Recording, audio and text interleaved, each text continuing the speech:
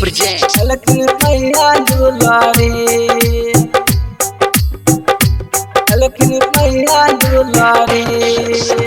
अभी सुन रहे हैं संध्या एंटरटेनमेंट की शानदार प्रस्तुति।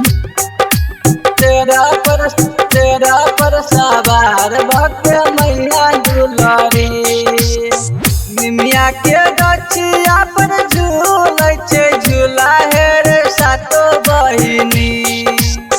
निमिया के गछिया पर झूलै छै झूला हे रे सातो बहिनी। अलखिन शेर पर सवार भक्त मैया दुलारी, अलखिन शेर पर सवार भक्त मैया दुलारी। Presented by Sandhya Entertainment. मैया दुलारी, शेरा पर सवार भक्त मैया के भवन में झिझिया खेलै छै रे रूम झूमू। मैया के भवन में झिझिया खेलै छै रे रूम झूमू।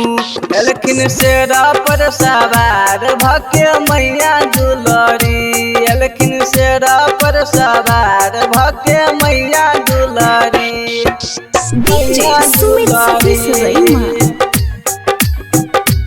अलखिन मैया दुलारी, शेरा पर सवार भक्त गैया के गोबर से भवन निपै छै रे मिली झूली। गैया के गोबर से अंगना निपै छै रे मिली झूली।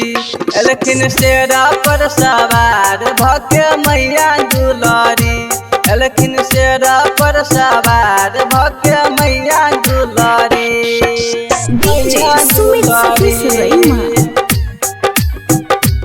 अलखिन मैया दुलारी, शेरा पर सवार भक्त मैया पर लिख देलक भजन हेर मिली झूली।